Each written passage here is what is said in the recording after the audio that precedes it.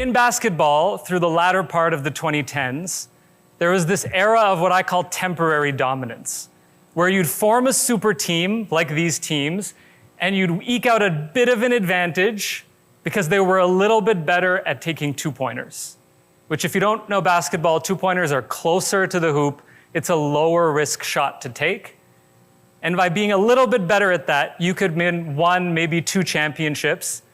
But then that advantage quickly went away to a competitor. Either after winning a championship, you couldn't afford to keep those stars, or they were at the peak of their prime and they moved a little bit off their peak, and now another team's superstars take over. This reminds me a lot about the current AI era. It's an era of temporary dominance. On the left, this is from Salesforce State of Marketing.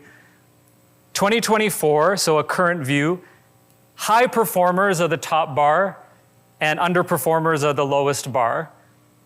And the key thing here is that little 333%, those are people who are not using or considering deploying AI. So almost nobody is not doing it at this point. And the only thing that separates the high performers from the low performers is that they're a little bit ahead. They have a temporary lead.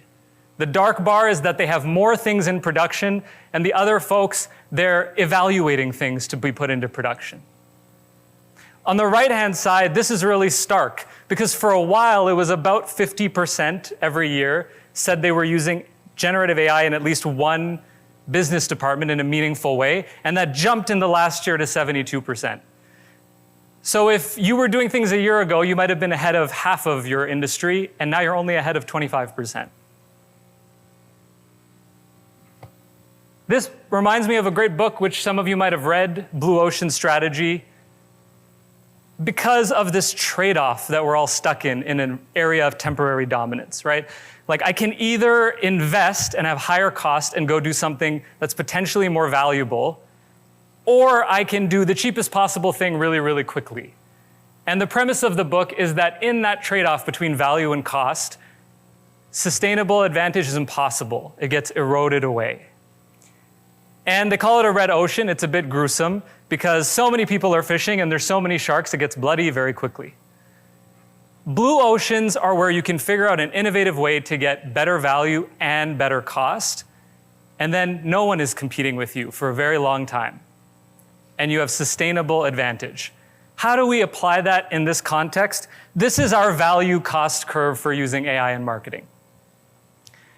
The lowest cost but okay performance thing is you just take a base model. You can use GPT-4, you can use Claude, you can buy one of the consumer apps that are maybe a little bit better at your use case. And if you have a content flow, you can put in a blog article, say, please convert this into a great LinkedIn post. Cool. Not gonna be the best LinkedIn post in the world, but it's very cheap to do that. A little bit better is if you prompt engineer. So you say, oh, and also this is my tone and voice. These are posts that have performed really well in the past. These are ones that haven't. Now take this blog and generate a social post. You get some better return, and it's a little costlier, but not that much. The other option is way more costly, and you've got to find very in-demand people to do it, where you fine-tune your own model. And you train a bot that becomes almost as good, perhaps, as a social media marketer, but that takes a long time, and again, it's very, very costly to do. So if we're just racing on this curve up and down for different use cases, we're stuck in the red ocean. But there's this amazing technology that many of you probably have heard of, retrieval-augmented generation. This study on the right you may not have seen. It's very academic, but very cool. And credit to Snowflake, one of our partners, who presented it at Gartner Summit, because I wouldn't have found it. I'm not a scientist. But it showed that in a very intense way, if you do RAG, which is much cheaper than fine-tuning a model, it's just retrieval. So it's a workflow where even a base model retrieves from your data or from some data set as an extra step in the process of getting a response, retrieving, and then generating a new response. So you can do it with a base model. You have to set up the workflow and you need data, but it's cheaper and better. So on the right, that chart from the research report, if you use RAG with a base model, it's actually as good as using it with a fine-tuned model. let alone just a fine-tuned model on its own. Okay, so we have a blue ocean. As long as one thing is true, which is you can find, trust, and govern your data. So this was also from the McKinsey report that I showed earlier, and it says, on the left-hand side, all those bars are high-performing companies. On the right-hand side, they're lower-performing companies. If you are a high-performing company and you're ahead of the curve, you have that temporary lead, you're probably doing things like RAG and fine-tuning models, you are twice as likely to report data as a challenge. This, incidentally, is the problem Atlan exists to try to solve. We're still solving it for ourselves as well, and our software helps other people solve it. But if you can solve this problem, then you have a blue ocean. The blue ocean for the Golden State Warriors, we're not too far from where they play. It's their story.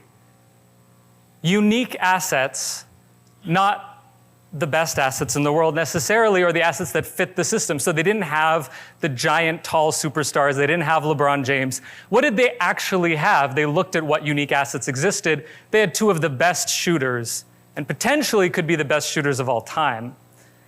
So you need unique assets, and all of you have this, or your clients have it. It's your proprietary data. No one has it but you.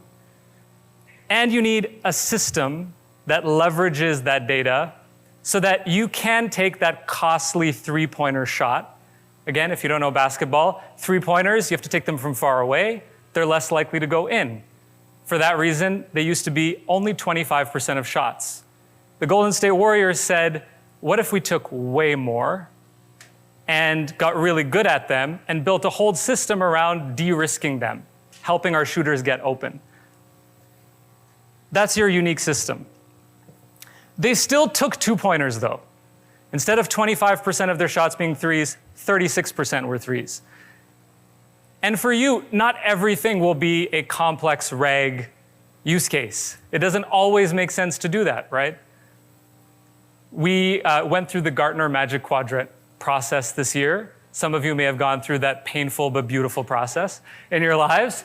And we used just a base model to write our answers down into 500 characters. We didn't need to use a RAG. It wasn't the right thing to take a three-point shot.